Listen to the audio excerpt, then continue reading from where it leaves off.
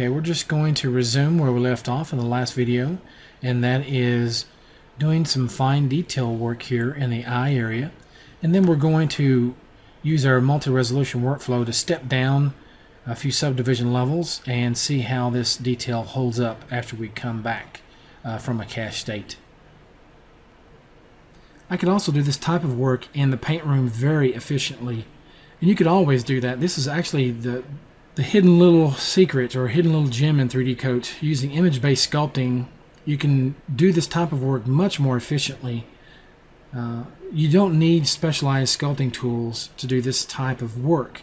You can do it very well with images using live normal map sculpting or live displacement map sculpting in the paint room. But you have the option to do it with live clay now. So,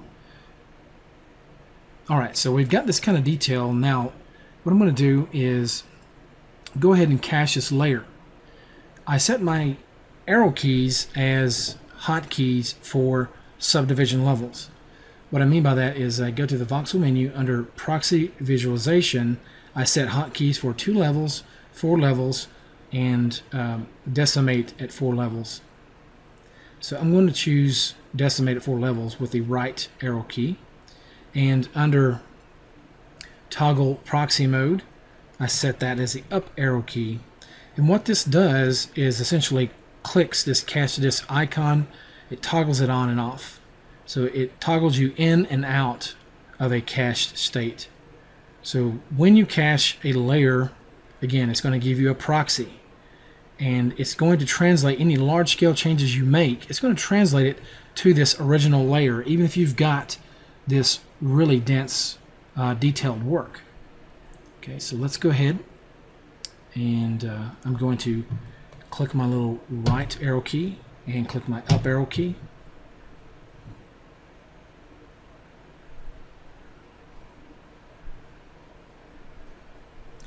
Now, decimate has advantages over reduction in the sense that it will typically try to leave you with more resolution in areas where you need it.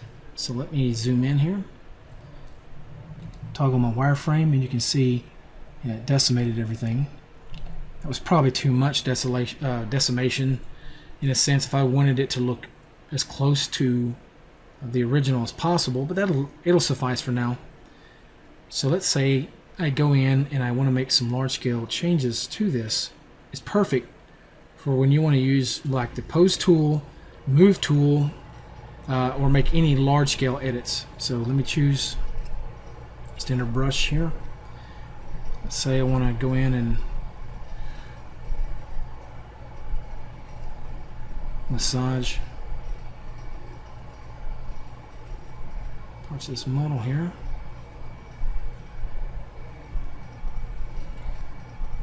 When I make these types of edits, if I click Conform Retopo Mesh, I don't have to worry about going back later on and having to refit that original mesh.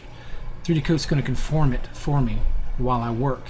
But it's only going to work in Move, Transform, and the Pose tool.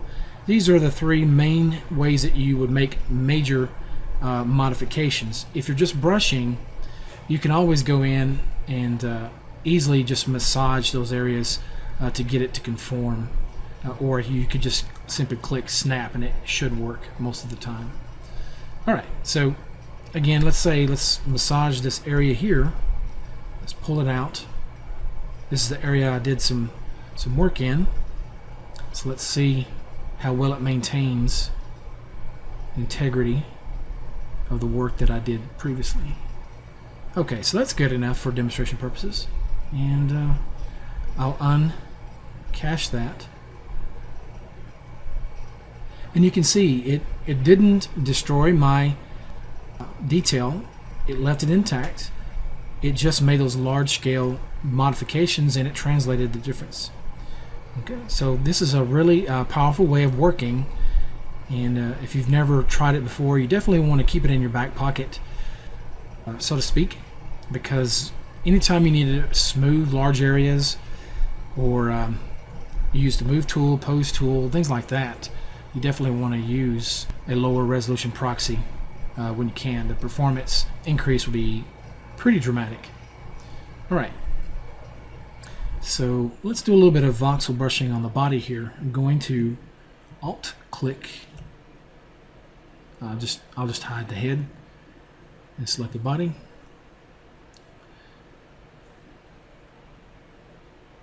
Let's choose a build brush here.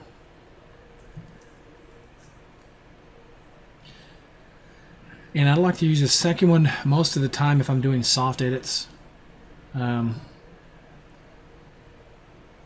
But sometimes I get a little bit of a performance kick when I use the absolute brush.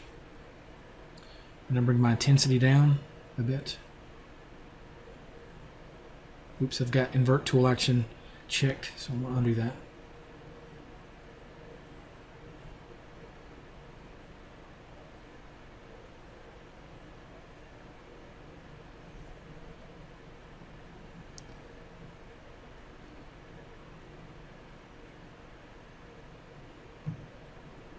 And hold the shift key to smooth on the fly.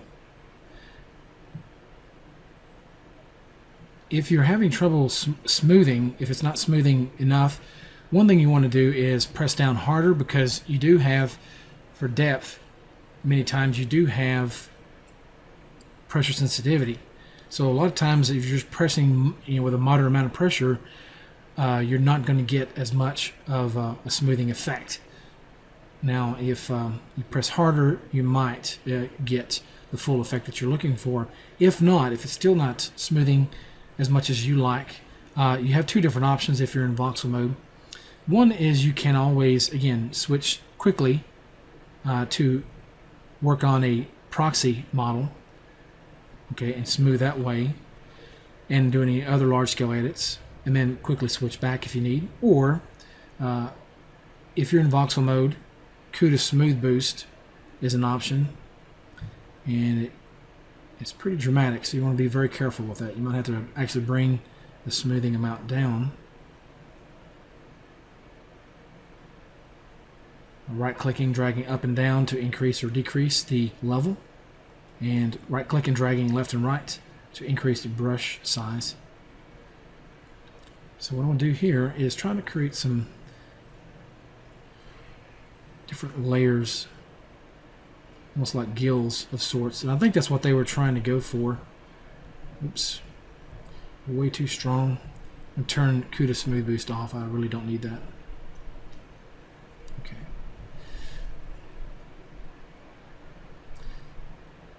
You want to be careful when you're smoothing in voxel mode, because it does degrade very thin objects. It can actually eat away or erase very thin or very small parts of your model.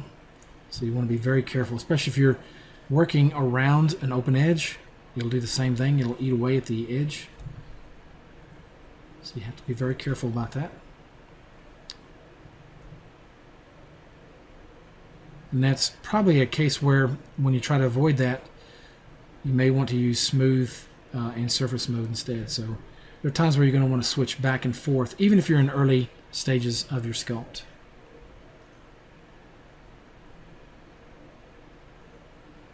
I typically like to use this particular brush for most of the work I do, and you'll generally find just a few brushes that you like to work with, and not necessarily needing the full array every time you work.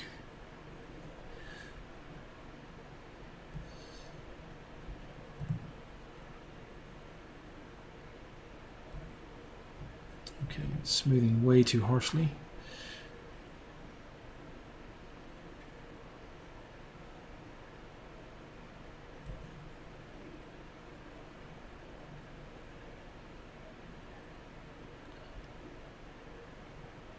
If I want to be very soft with the stroke, very subtle, Grow is a good tool because it's smoothing and building at the same time.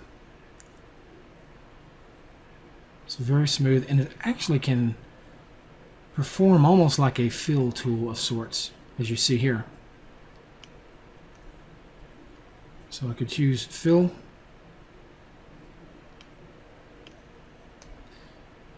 or even grow. Smoothing sometimes will do the very same thing. It will kind of blend them together. That may not be what you want.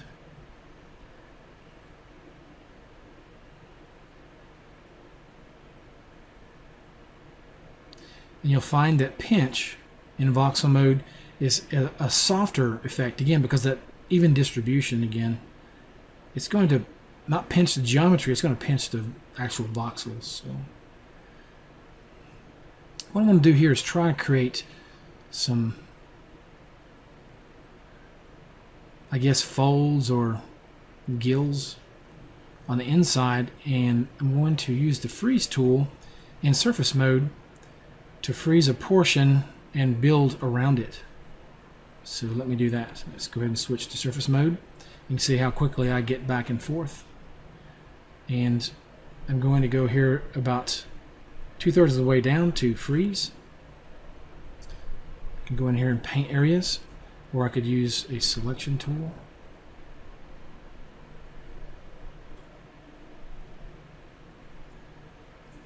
Oops, let me undo. Let me choose ignore back faces.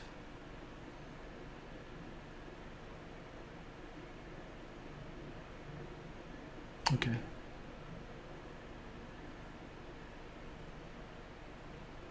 But that means I'll have to go back in, oops, and use a regular brush to the areas that were occluded. That's alright though. I'm really just trying to protect this area here, closest to this outer fold. And that's it. I can smooth the edge selection by holding the Shift key.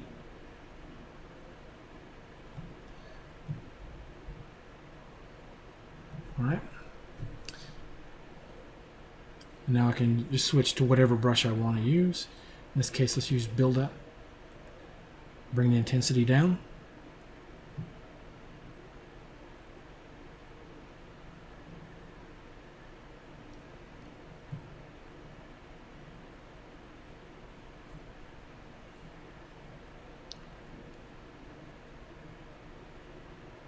And if this neck is getting in my way, I can actually hide that portion of the model as well.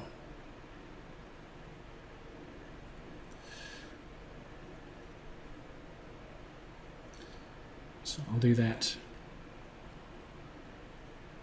Surface hide. It already switches me to kind of a freeform lasso. And select, make sure ignore back faces is unchecked.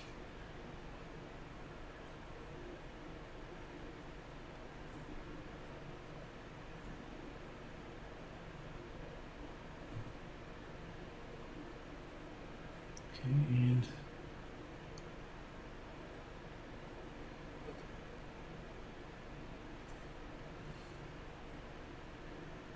I'll go back to my freeze tool.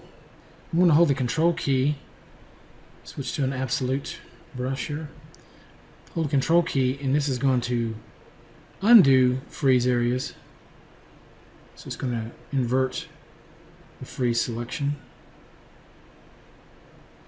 Now, just as you would in Photoshop, you can invert a selection by hitting Control-Shift-I on your keyboard. You can do the very same thing with freeze here. And freeze in the paint room works exactly the same way. You can undo the selection when you're done by hitting Control-D, just as you would in Photoshop.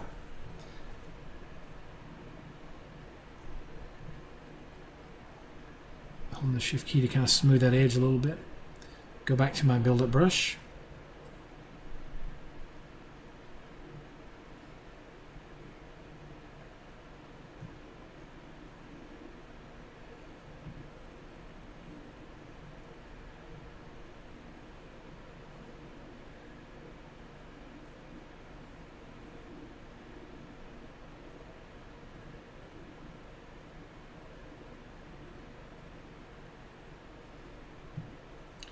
Okay, may use the pinch tool.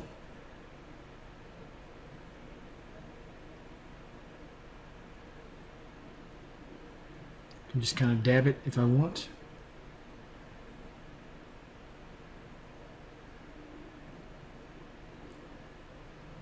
Use that on the skin folds. Oh, these are frozen, I forgot. So, yeah. Okay, and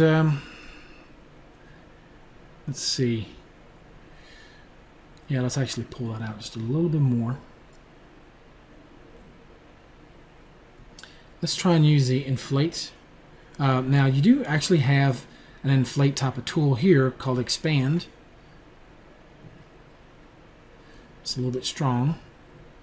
So bring it down. And you may have to modify it to your liking as far as the parameters here.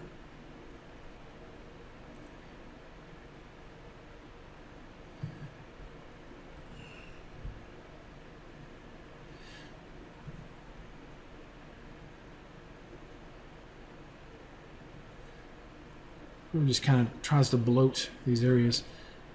I'm going to undo a few times. All right. I typically prefer to use InflateClay whenever I need to use an inflate type of brush around nostrils, eyelids, eye folds, lips, things like that, because it's probably the most predictable and it's the only one that really inflates in all directions. However, I have noticed lately that there tends to be more lag in this brush than with other live clay brushes, so it's something I'll have to definitely bring to Andrew's attention. I'm going to go ahead and smooth these areas. I'm going to hit Control D to remove the freeze portion.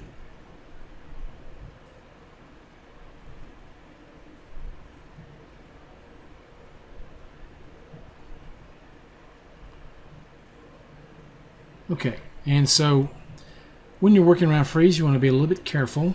These might be some areas where I want to reconstruct this, so I can use the Reconstruct tool. Let's go to Clean Clay. And in tool options, it allows me to reduce, decimate, reconstruct, or average. In this case, let's reconstruct. And this is trying to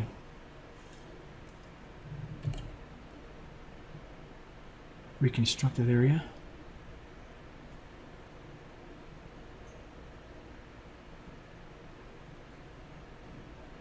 Basically trying to rebuild it.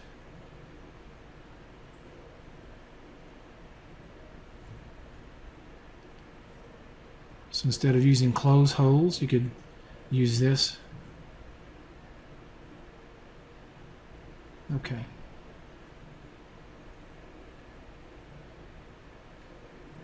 Right, so it's not so pretty at this stage, but that's fine. I can always now just choose average. It kind of cleans it up. Or I could smooth as well, either one.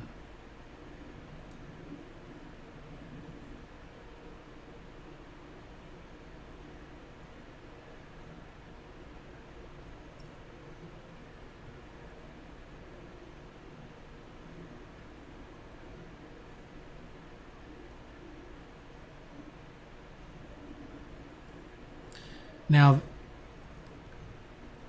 I told Andrew before that there is an issue as far as the naming convention between this Reconstruct, and it's also the same as this option here.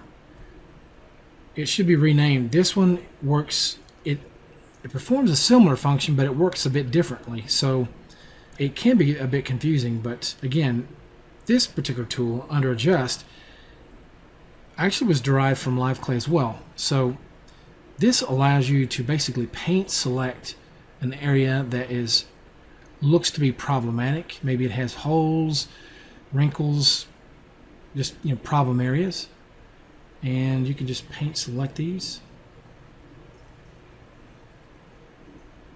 and hit apply. And you have the ability to designate how much detail for it to leave when it does apply it. Okay, so that typically will work much better in many cases. So I'll go back to Clean Clay, and it remembers the last operation, so I can choose average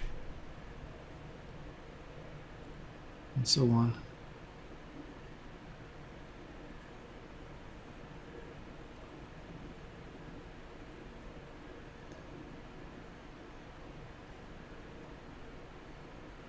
choose decimate.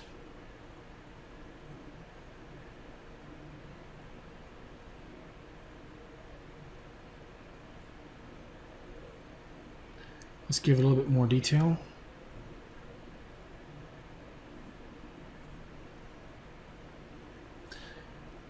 Okay, so let's choose powerful smoothing because it is supposed to optimize geometry. So let's try that. You can see it working. That's another good option to use.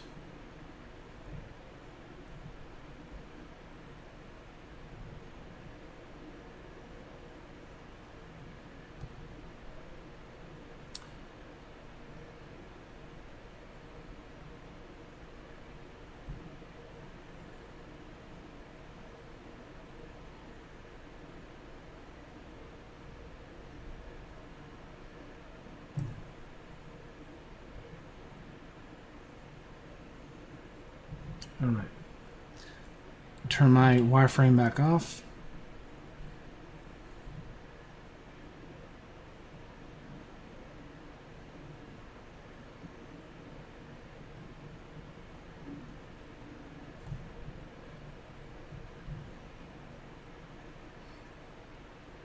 Looks like I have a hole here. A couple holes, actually small holes, and I'm probably going to just reconstruct again. Let's try this shift key option. Okay.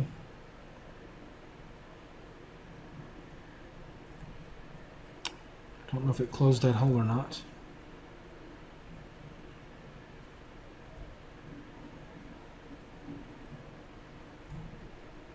Looks like it did. You can also choose close hole.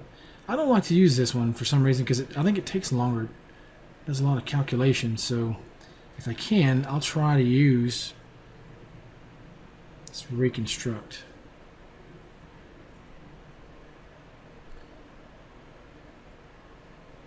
And give it a little bit more detail. Apply.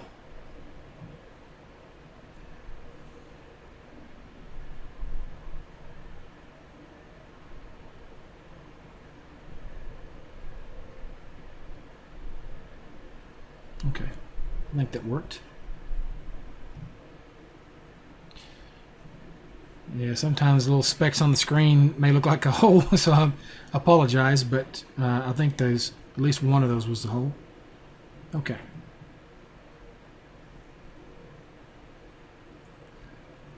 Alrighty. So let's go back to the build-up brush. One of our contributors on the forums named Artman, or going by the screen name Artman, contributed some of his own presets, and he had some really nice ones called Polish and I think Flatten and Mud 2. Couple that are really good.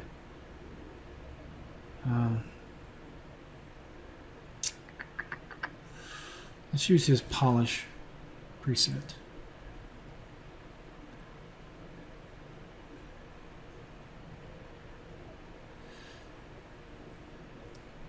You can also use a sharp brush alpha when smoothing,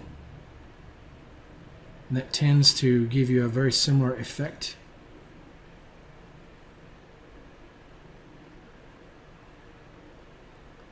It's almost like using a scrape tool, but with a little bit of smoothing. So it's very nice to polish up the really small irregularities. Okay, so now would be a good time to stop this recording and pick up in the next video. So stay tuned and thank you for watching.